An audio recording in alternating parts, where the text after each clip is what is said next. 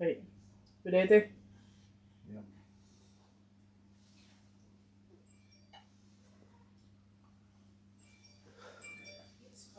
I know it'll be the notification. It's not going to go anyway. Right, it's like 2 minutes past. That's fine, we'll get one person. I might just mute the line.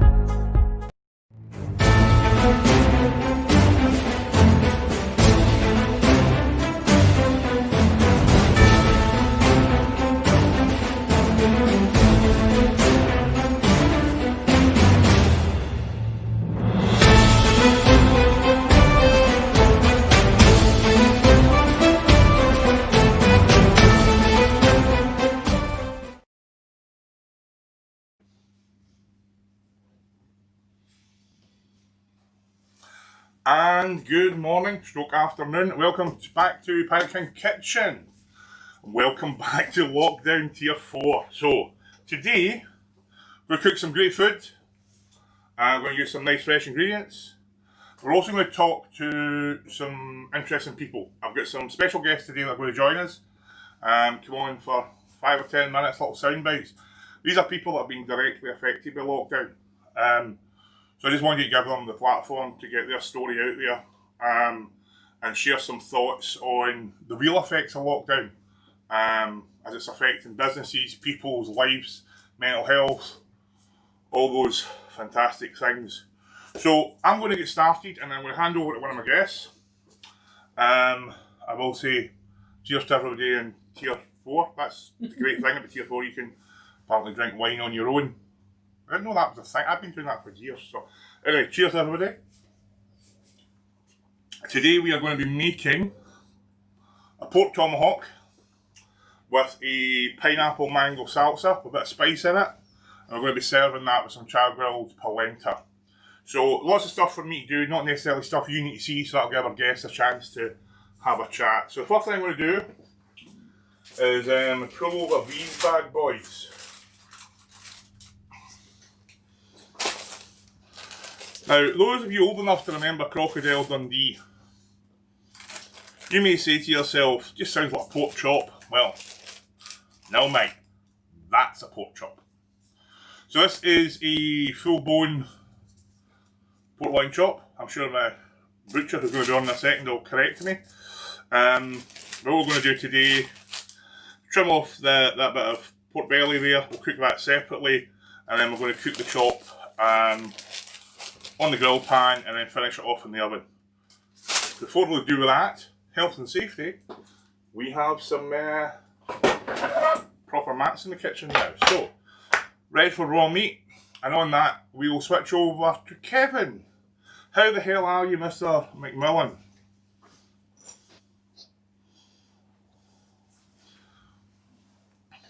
Mr. McMillan is hundreds of miles away down the road, so there may be a satellite delay. You with us, Kevin?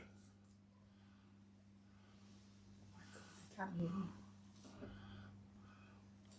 Not bad at all, how are you? Kevin, obviously having better audio issues than you, mate. I'm great. So I know you don't have much time for this today because you're very busy. So you want to tell us again? Thanks for Yeah, talking. I'm here. You want to walk us through what Donald the Butchers have had to go through during lockdown, and how you guys have had to change your business model to meet those challenges?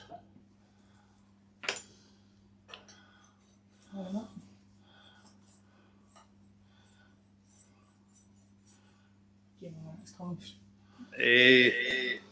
I'm quite a bit better, I think, sound-wise. That sounds about right. So, just tell us what you guys have been doing for lockdown that's different. Can you hear me? Yep. Tell us what you guys have had to be doing for lockdown that's different to your normal business.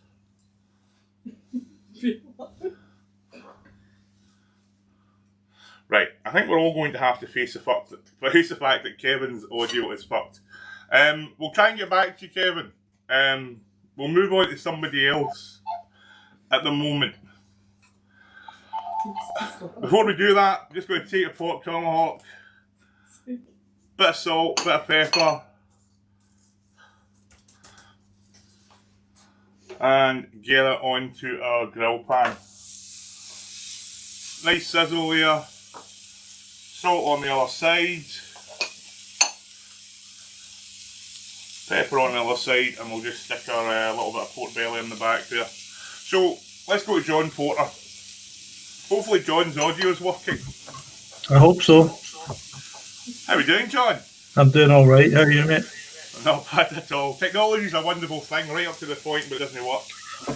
Yeah. Just back from the butcher, actually. Oh, it's not as good as my butcher. I just got myself a nice brisket. A whole one? Yeah, which I'll be slow cooking for tomorrow, for Sunday. Well, tomorrow is Sunday. Let us know how it goes. Drop some pictures on the Pirate King page, and we'll do a Gordon Ramsay and we'll rate your brisket. Okay. So I know, John, you're a bit like myself. You've got your day job and you've also got your side hustle, and both of those have been significantly impacted by lockdown. So you want to walk us through what's been going on there? Yeah. So I've been an IT contractor for what, 9 years, 7, 8 years, say? Yeah. And I've never been out of work, never had any problems. In fact, sometimes I've had more work than I needed. This year I had a nice contract with the Clydesdale Bank, and come March or April, cancelled all their contracts and quit all their contractors. And the thing is, everybody else did exactly the same. So it feels that every company in the world has stopped all their projects, binned all their contractors, and they're just waiting to see what's going to happen before they'll do anything. And of course, you can't blame them, because with the seesaw government policies, 1 minute people are open, 1 minute pubs are open, 1 minute people are buying things, the next minute shut down, and nobody can do anything. So I'm a very strong opponent of the current restrictions. I don't think the data stacks up, so there's no need for this. If it was a pandemic, we would be seeing people lying in the streets dead. We haven't seen that. Apart from the couple of actors in China who managed to fall dead in the streets but still managed to put their hands out to stop themselves. Yeah, good break fall. Yeah, aye. So that was the main job. The side hustle, as you put it, well, actually, I had 2 side hustles. I had one that was providing advertising on social media, which was going really well. So I was making great guns into that and providing advertising for what is my official side hustle, which is gyms. So, as you know, gyms get shut down in Scotland on the 22nd of March, and basically we've been open for 6 weeks since, I think, and then shut again. So I believe, correct me if I'm wrong, John, but I think yourself, same as the hospitality industry, you were given a list of fairly comprehensive and let's not be shy about it, expensive changes you had to make to your gym environment to open again. Well, yes and no. I mean, to be fair, our environment and the way ours works, it's a high-tech circle of machines that people go around, and they're medically certified machines that were brought in from Germany. So they actually cost a fortune, and they still cost a fortune to lease. So when your gym's shut for months and you're not getting any people in them, it becomes expensive. Yeah. But apart from that, the machines are very strict, and people move on after a minute on the machine, they move on to the next one and so on, and it works very well. And from that point of view, there's not an awful lot for us to change because people don't get the opportunity to mill about and wait for things, and people aren't standing about talking to each other, whatever. They're getting a workout done.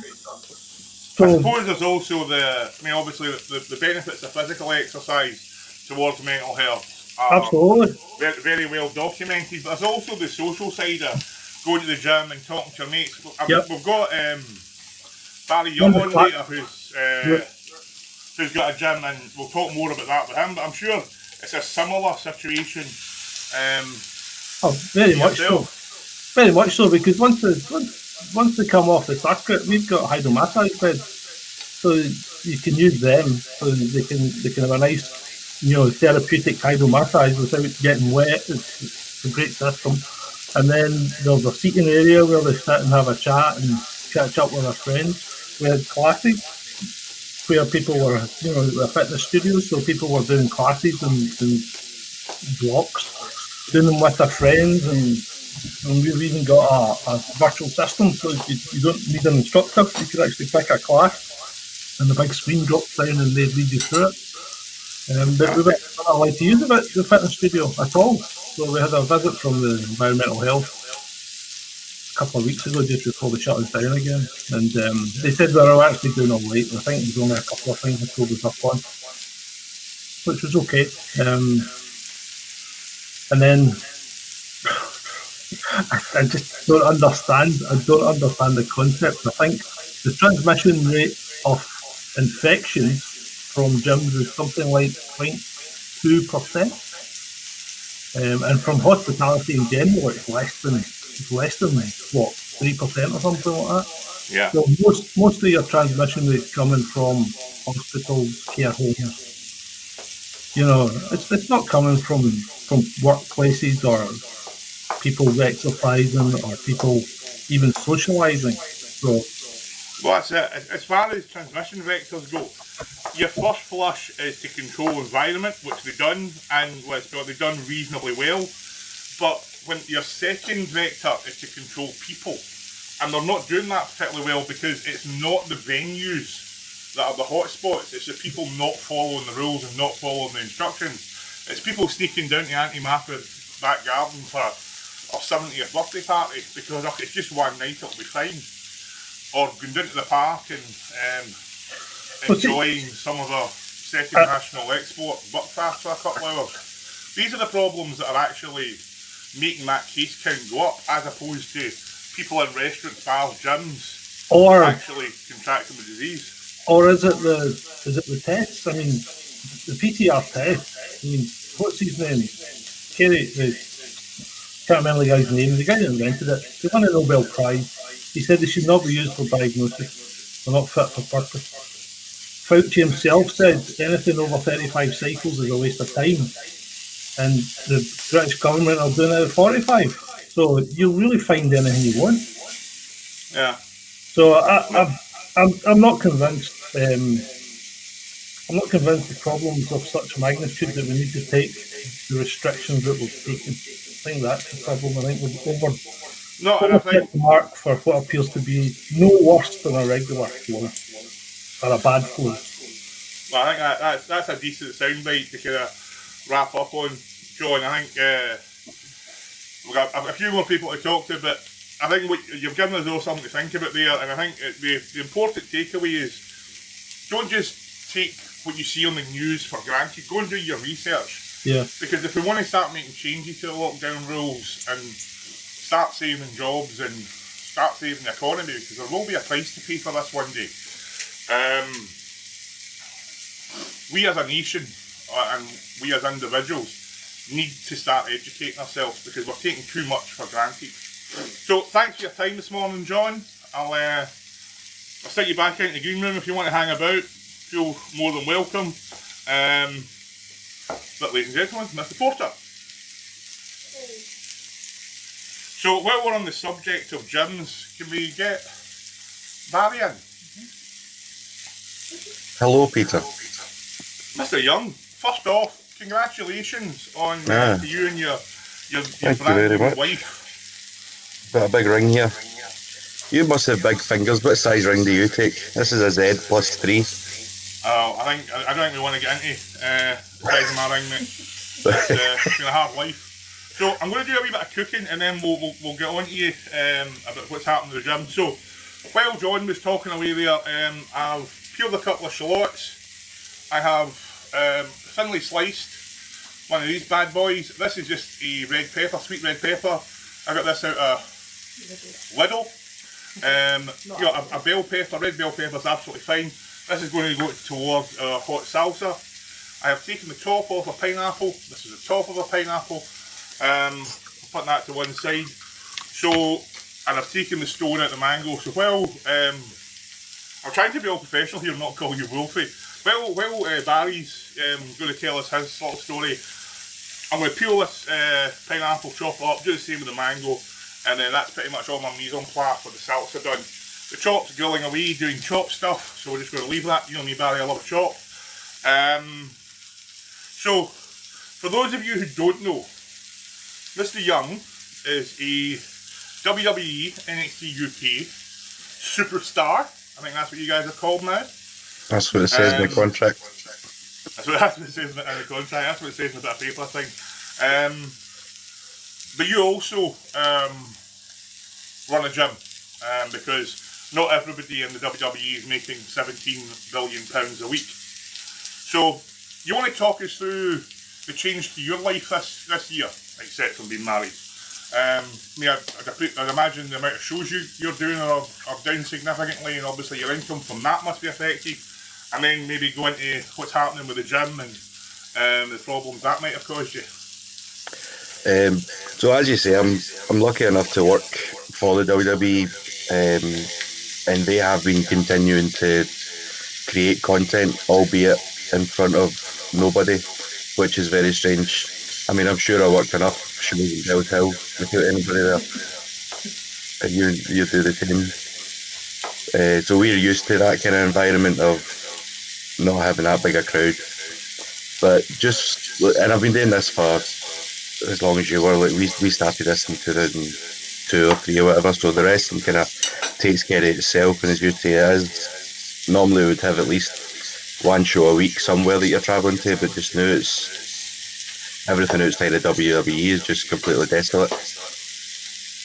Some folk are trying to get up and running, but there's a lot of loopholes to jump through. So as soon as all of that kind of get taken away, and at the tail end of last year, me and my dad took on this gym. It's a CrossFit gym, not officially licensed, but they wanted to be. This was before we took it over. We used to train in it, and it was the best kept secret. And we thought, how is this guy turning a profit? There's only ever me, my missus, and that's about it. So one thing led to another, we ended up getting it, and then lo and behold, COVID kicked off, and we had to shut the gym, and we had to shut the wrestling school, and none of the shows were happening, and everything just kind of went down the drain.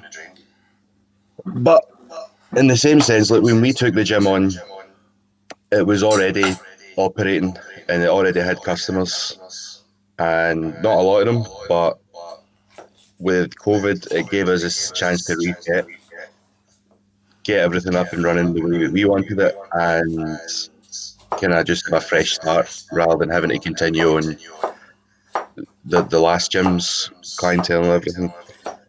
And what it did was allow me to try and turn it into a strictly pro wrestling gym, if you will.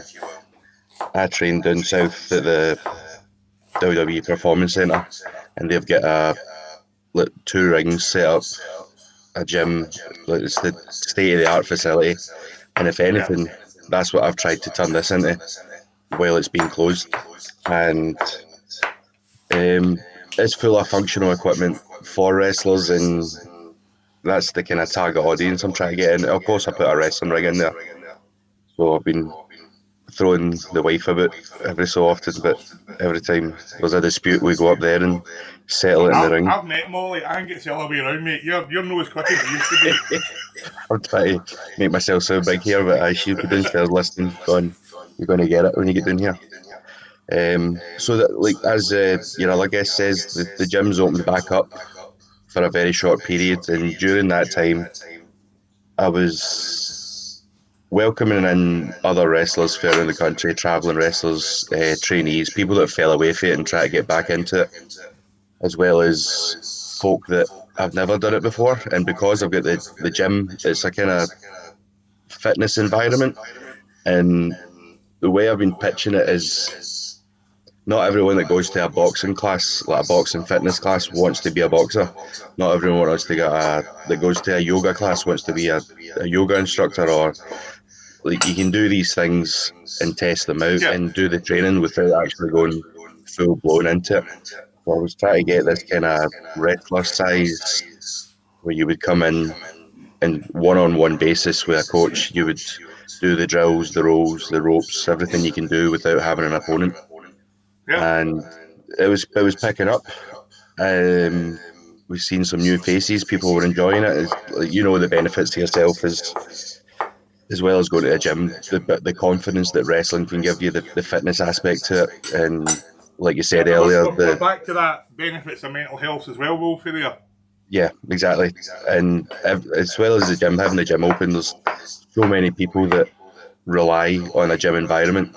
And I know everybody got big on home workouts and they got pull-up bars for their doorways and whatever weights they could get a hold of, but it's not the same. Like you can do the same workouts, I suppose, with whatever equipment you've got in the house, but actually having the gym and that destination to go and texting your mates what time you're going to be there, and just that environment of training together and encouraging everybody, that's being taken away from us, which is awful. So if you had a soundbite or a message to the way the lockdown is at the moment, what would it be? What would you like to see happening with both audiences being allowed back into public venues to sort of watch wrestling and other forms of entertainment, as well as getting people back in the gym? Well, like you said earlier, everybody needs to follow the rules. Everyone can't just be doing what they think is okay within the guidelines. It does need to be as strict as it has to be in order to go forward. We were able to open back up and operate with limited numbers and testing everybody, getting them to fill out questionnaires if they've been anywhere near anyone with COVID. There is a way of managing it, but we all need to work together to get it back to that. And until then, we're going to need to follow the rules. Okay, mate. Well, thanks for your time. Give my regards to your lovely new wife. Tell her to drop you in your head for me. I think in all the years I've known you, that's the most words I've heard you say in the one go. So, I do say a lot of words. You put a camera in front of me these days. Speaking voice. Well, thank you very much, Peter.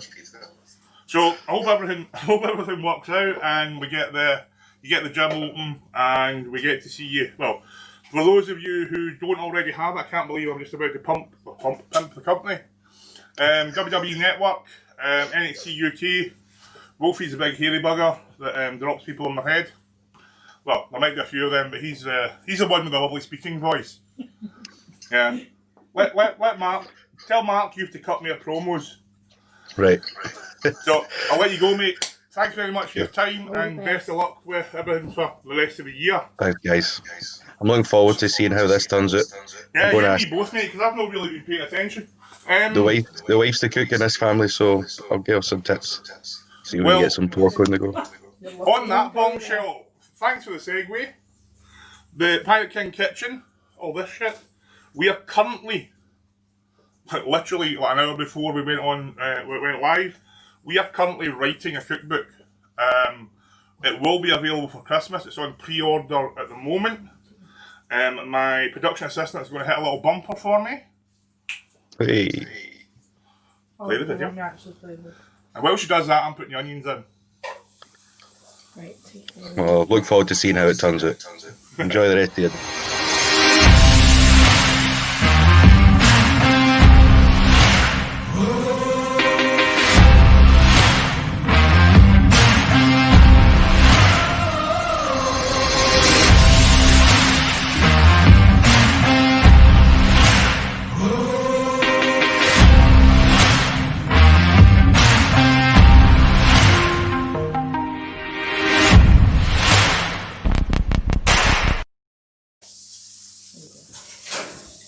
Well, there we go. So that's the news. We're writing a book. We're donating all the profits to charity. The link to buy the book is on the Pirate King Kitchen Facebook page. So please go and buy it. It's not making money for me. It's making money for a great cancer charity. So fantastic stocking filler. So get yourself to over to the coffee page and buy it. I think we're just going to stick the link on the bottom there for a few minutes. We're going to catch you all up on what we're doing here, and then we're going to hand over to... We're going to have another go at Kevin.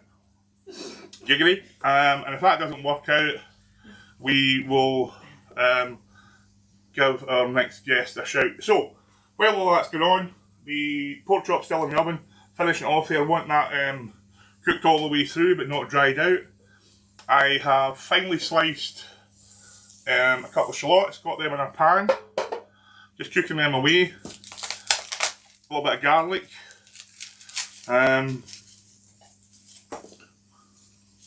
So this is a hot salsa. Salsas are traditionally tomatoes, onions, garlic, herbs, oil.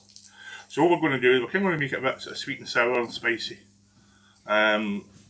Hot and sour is always a good combination with pork, cuts through the rich sort of porkiness. So just a bit of a rough chop on that garlic, don't want it too fine. Put that up, we're going to put in that pan and we're just going to cook that off. We don't want the raw garlic in there, so we're just going to cook that off until it starts to get aromatic. Once that happens, I'll get the peppers in, the pineapple and the mango. Not too early with the pineapples and the mango because we still want a bit of bite in there. We don't want it to turn to mush because they are the stars of that. So let's have another go at my favourite butcher, Kevin McMillan. Are you with us, Kevin?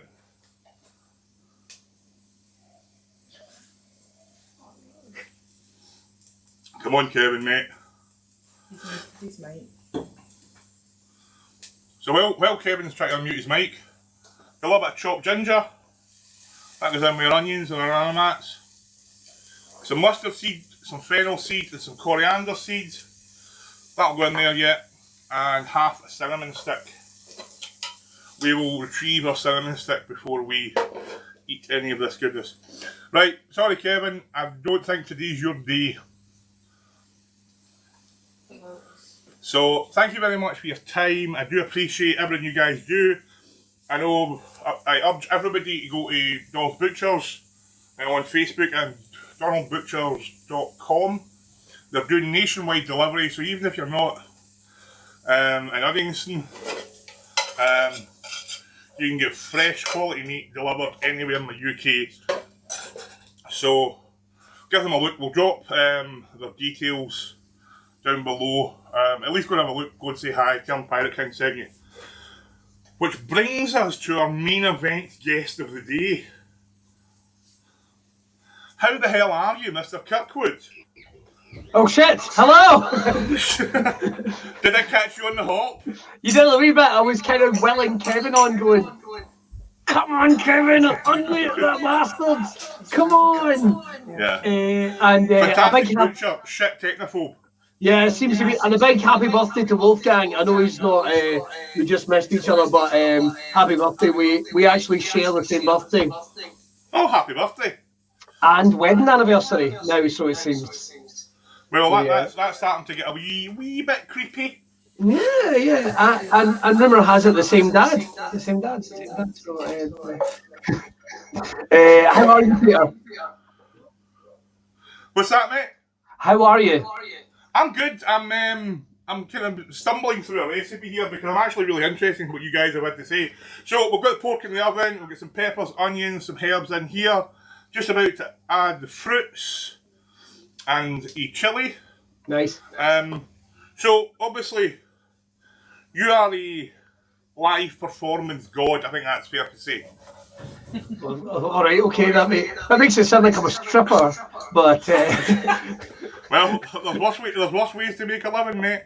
mate, lockdown has not been nice. I've got my COVID tits, and with my top off, I look like a melted candle. So no one needs to see that. No one needs to see that. So I know you've to use business parlance, you've had to significantly change your business model over the last 18 months to make a fucking living. Well, therein lies the rub. I'd say I'd certainly changed my business model. We've yet to figure out a way to actually make a living off it again, but okay, there's where we are. We're keeping the wheels of live performance turning while everything is shut down. Same as Wilfie. I mean, he had the Iron Girders gym reopen, working really hard. It looked like we were going to start getting live performance, and then we got shut down again. So, but I've been doing drive-in comedy gigs, and at least I've managed to stop calling them drive-through comedy gigs, because that made it sound like a dick. You come in, you place your order, you get to the other end, and someone tells you a dick joke. I would like an inappropriate mother-in-law joke. Yes, if you just like to go and wait in parking bay 1, we'll be right there. You'll be over there any moment, and you just run up and go, "She's a cow," or make a joke about wanking backhand or something. But the kids are into it. Are we all right to talk this way at this time in the morning? We are, aren't we? Mate, it's Pirate King Kitchen. You can pretty much say anything you like. All right, okay. I actually made a Jimmy Savile reference when I was writing the book the other night, and I kind of looked at it and went, "Should I? Should I?" You know when that turned up on Google somewhere, I guess. Jimmy Savile turned out to be a beast. Weird, because he was such an ordinary-looking bloke. So, how did we not see that coming? But yeah, that's been how it is. Lots of people are here. But you know, I think I'm mystified by people that have not tried to turn into the curve with this one. I mean, we're doing Monday nights live improv. Obviously, we're doing broadcast as well, which you've been on. And I see you're wearing the gear this morning. Thank you very much. In the broadcast. Yes, JG, cooking ambassador. Mate, get him signed up. And as well as that, last night I was doing a sci-fi comedy panel show for a film festival in Ireland. So it's kind of weird how things are opening up. Tonight I'm doing a show at the Stand in Edinburgh that we're going to be broadcasting online to help raise money to keep that venue going while it's closed. And so many other things, man. It's difficult because every day you read about the negative news, you read about all the stuff that really should give you a kick in the hoop and keep just knocking you down. But man, I am still taken aback with how hard Scotland is working. But to echo what Wolfie says, man, stay safe, stop turning the rules to just put your own narrative, man. Let's get this virus up. Absolutely, couldn't agree with you more. So while you have been so eloquently defending live performance in Scotland, we'll be doing a bit more cooking. Lovely. We're going to batter in some cider vinegar. That's our sour out of our sweet and sour, and some clear honey. Lovely. That would be, for those of you paying attention at home, the vinegar would be your sour. Look at that for a sexy, slow stream of honey. That's got Marks and Spencer's written all over it. There you go. So, from a live performance point of view, yes, sir. What do you see as your route back to something close to normality? Well, you know something. We never got an opportunity to really reopen here in Scotland, but with hearing of virtually zero infections in gyms and cafes and pubs. I know that's not completely the situation, but I also know the steps that would have got made. That I think that once this virus gets down to a controllable level, we can have small amount of social distance audiences in. It's going to take a little while. I think there's a hunger for people to get back out. I actually think it'll kind of be like a mix. Like you'll have like a venue with like, I don't know, 90 people in it, but you'll have 100 people watching from home. Pavilion Thunderdome. Yeah, pretty much, man. Pretty much. Wrestling reference. Pretty much, but it is going to be like that. It's going to be like fucking No Edmund's house party or something like that. You're going to be like, and then we're going to go live to Peter and Greenock, see what he's got to say, or you know, so there'll be an interaction between the live audience in the venue, enjoying that experience, and the folk at home. At least initially, I think that's probably the future. But I think the route back is get this infection level down. Obviously, vaccines and what have you are coming in. I can't really comment on those. But once that starts working its way into the populace, people are going to be hungry, man. And it's not even selfishly for me. It's for like the next generation of performer. It's for those people that dare to dream that they can still be creative and do some form of live performance, man. There's a generation of wrestlers, musicians, actors, comedians. We need to make sure we keep the wheels turning. That's it. I mean, to sort of bucket in wrestling and comedians and actors and singers and all those performing arts. There's before you appear on a screen, even if it's a YouTube screen or a television screen, there is everybody's familiar with the term paying your dues. Yeah, there's a lot of young artists out there, and I go across sort of all the genres who have lost a year of paying their dues. Now there might be some people out there who will be lost to wrestling, comedy, acting, singing forever because they've found something else to do, like cooking on the internet. Well, but talking from my point of view, I came to wrestling from American football. I came to wrestling late. Yeah. Now, if I had spent a year and not been able to wrestle, some would say to this day I've not been able to wrestle, but not be able to perform. Given the fact that, you know, I'm bipolar sociopath with a God complex, I would have moved on to something else. And some might say that's a good thing, but I would have walked away from wrestling. And I think I got involved at 30. You know, I had a year, I paid my dues like everybody else. But that would have been a year less I would have been able to do what I loved because there was no forum to do it. Yeah. So you'll never guess who's turned up late. Who's turned up late? The owner and promoter of BCW. Graham! So for the first time in his life, Graham Mackay gets to be the main event. I'll stick him on with you, Billy, and if he's shite, then I'll just pump him back off again. well, I'll have to go with the kids that are ripping apart living us. How you, Graham? All right. Good man. All right.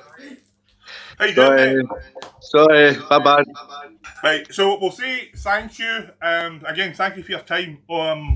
Always a big friend of the show. Thanks for your time this morning and your thoughts, Billy. Go and try and save as much of your living room as you can, and I'll speak to you soon, mate. I certainly will. I hope to see you both very soon. Graham, look after Cheers. You too, mate. You too. Cheers.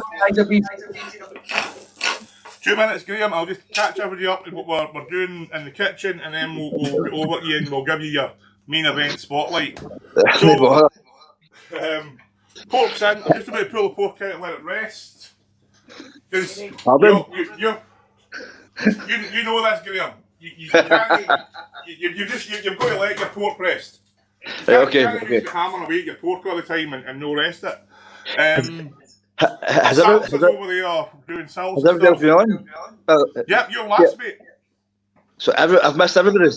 You've missed everybody. You've missed the whole dish.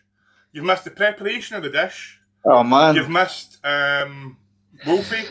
You've missed Mr. Porter, who's a couple of gyms out in the Houston area. You've missed most of Billy. You've missed Kevin, but don't worry about it. Nearly everybody's missed Kevin because his sound's not working. So before we get to you, I've got some pre-made polenta. Got this out of Tesco.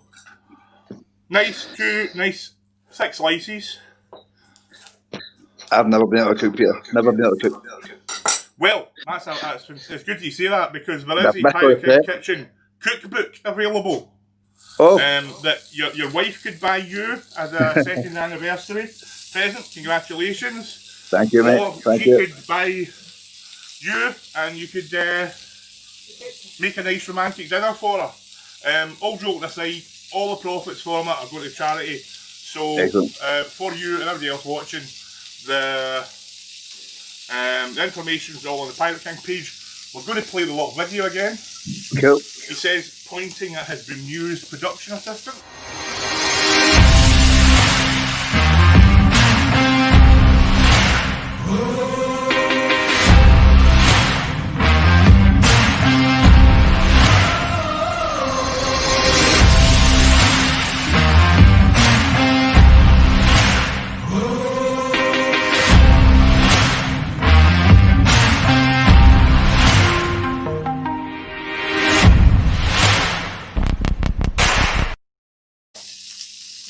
Okie dokie, mate. So, our last guest today is a guy I've known for probably the best part of 25 years. Good friend of the Murphys back in the wrestling days. Mr. Mackay, who, as I said earlier, is the owner and promoter for BCW.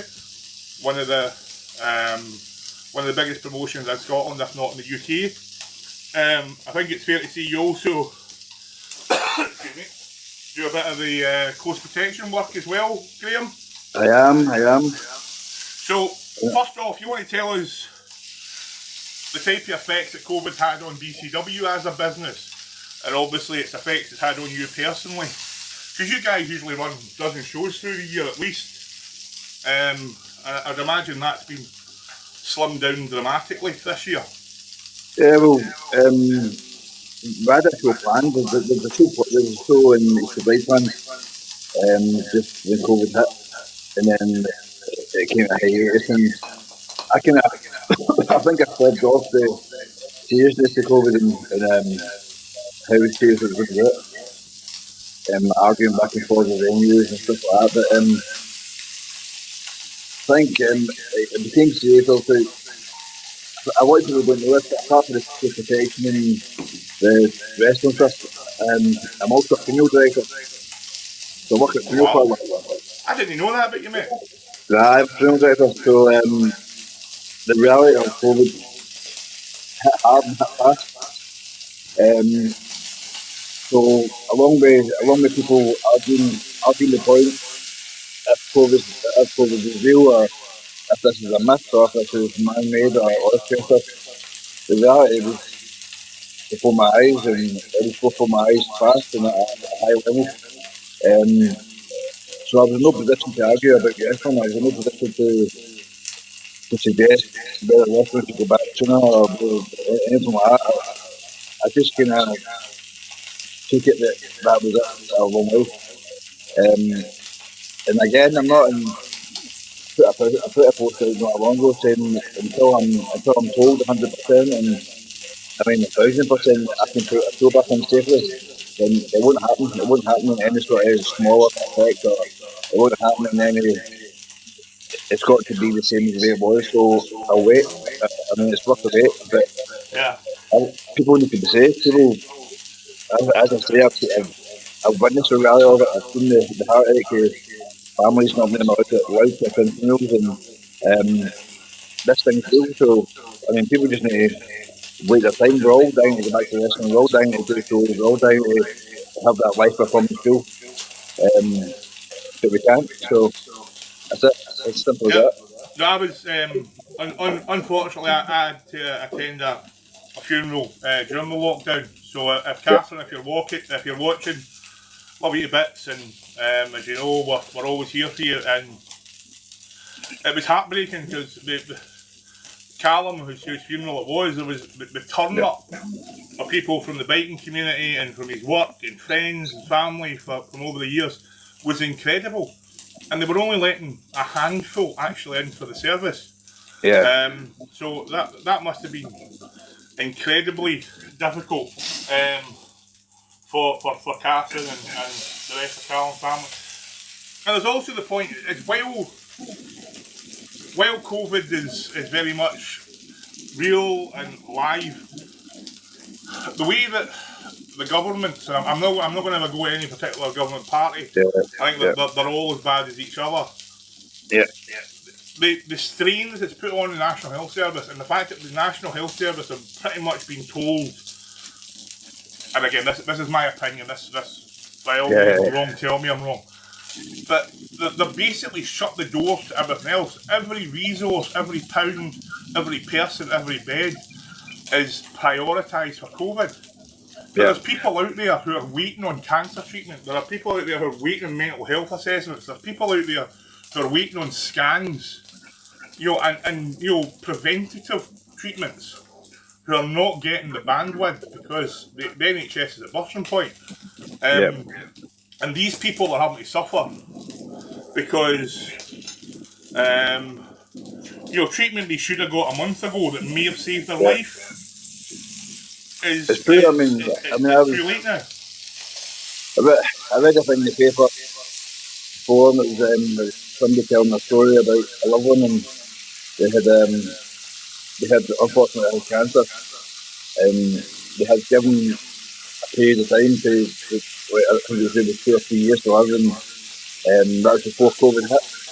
But before COVID, as COVID came in, they had their treatment taken away from them, and they were told that they had to prioritise that all the treatment for COVID. So that person lived for 4 weeks rather than 2 years.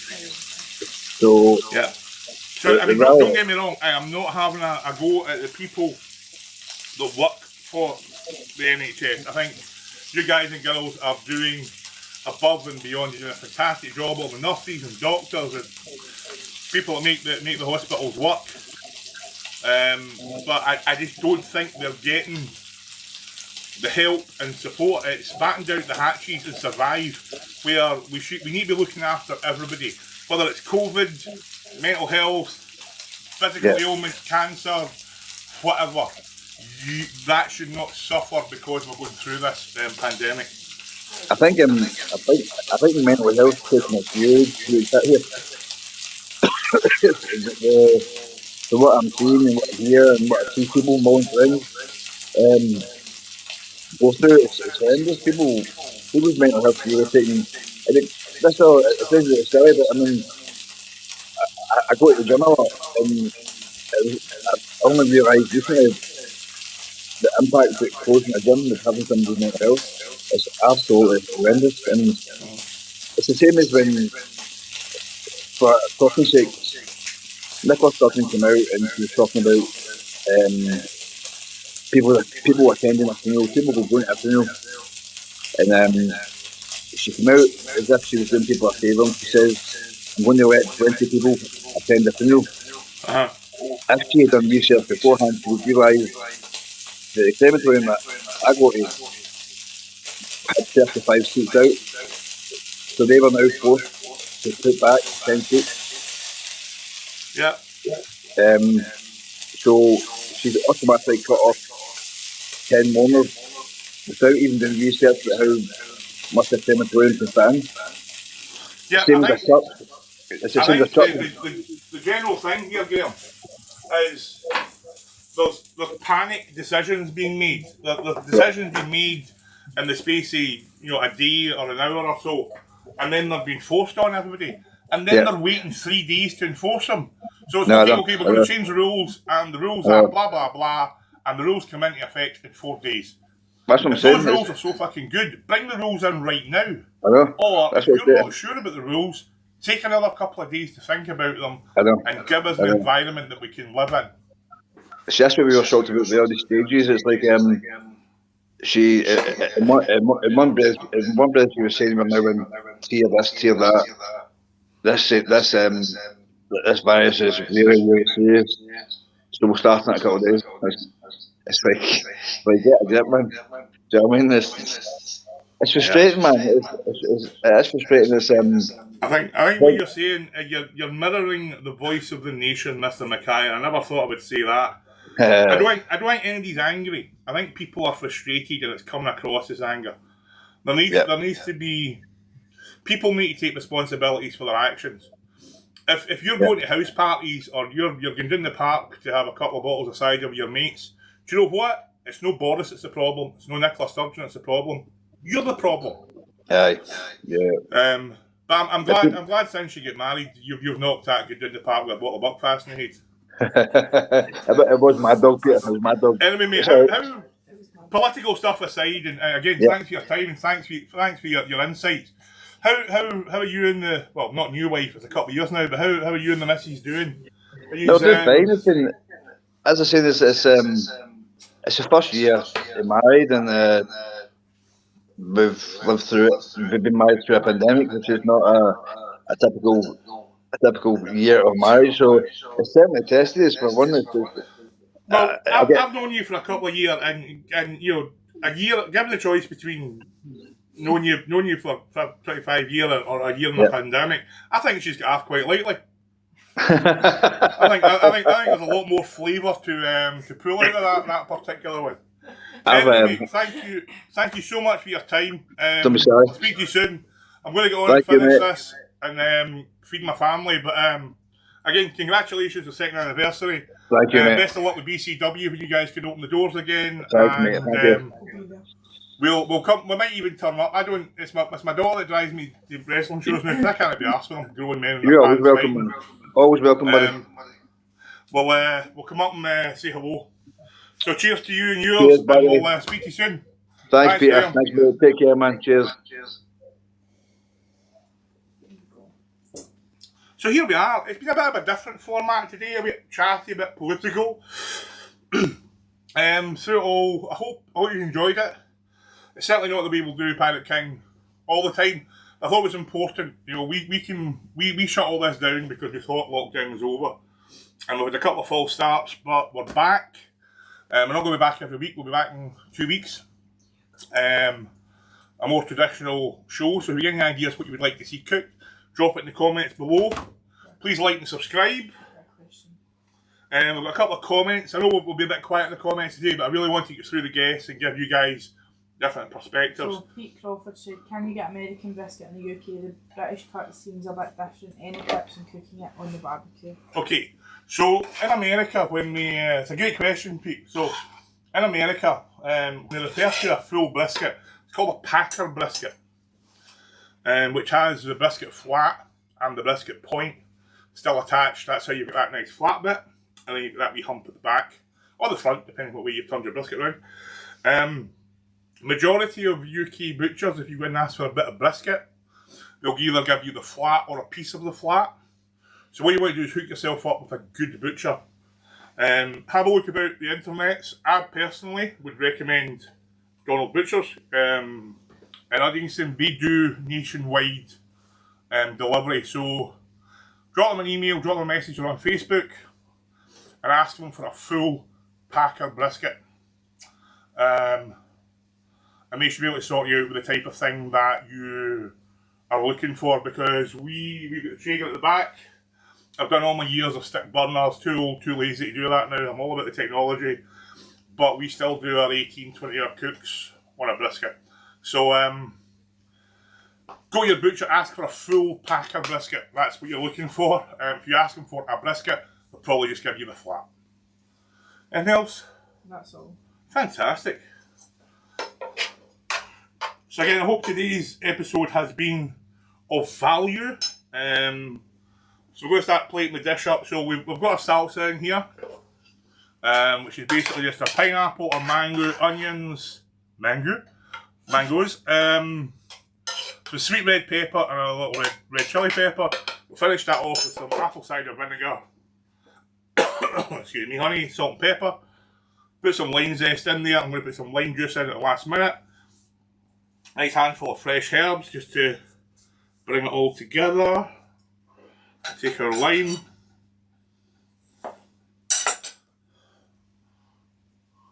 Again, that cuts through our sweetness. We're going to start plating up our dish now. So we have grilled store-bought polenta.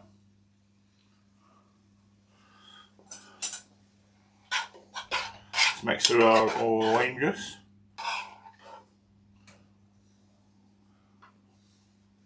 and our salsa. Lovely summery colours on this cold winter's morning. Afternoon. Time's a human construct. So we roasted off our pork. We've let it rest. A pork tomahawk. We're just going to wrap that around the side. We have our pork belly, which is now cooked with its crispy skin. Just going to cut that into some little chunks. Which, if you remember, that's the pork belly that came off the bone when we could have trimmed it off. We'll run that round the front. We have a pot lid. And I know it's been a strange old episode, but that is our dish. Tomahawk pork chop.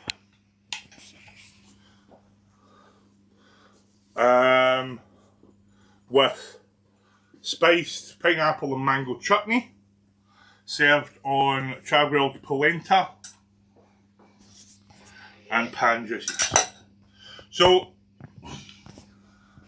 this recipe's not in the book, but the book is available. Have I mentioned the book? Let's mention the book one more time because it's all for charity. Play the book thing.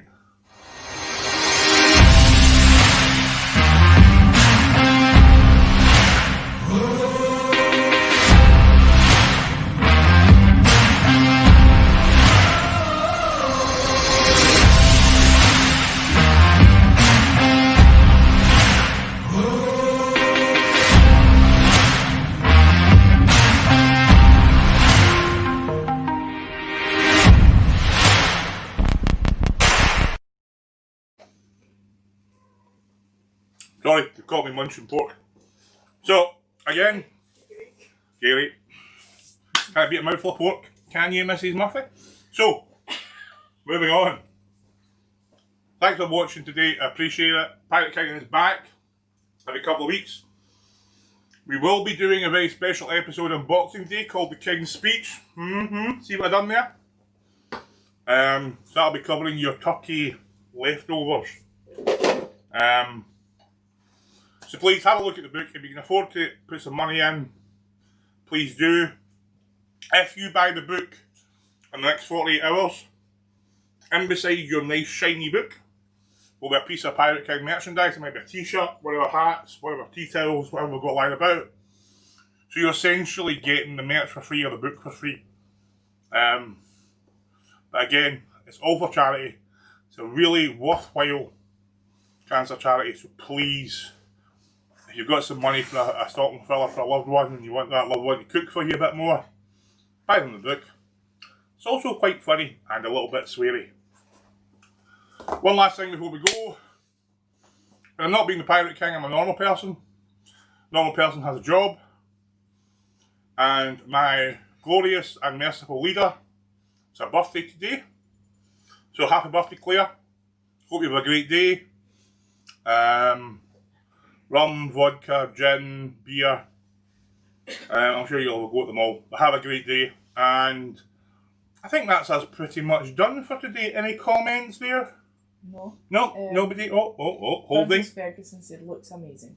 Well, yes, it does. So, we will say thank you very much for today. Please like and subscribe, algorithms and all that. We love you. If you love the channel, it takes a second to click that button. So I think there's only one thing left to say. Let's see if I remember how to do this. It's been a while. Hit my music.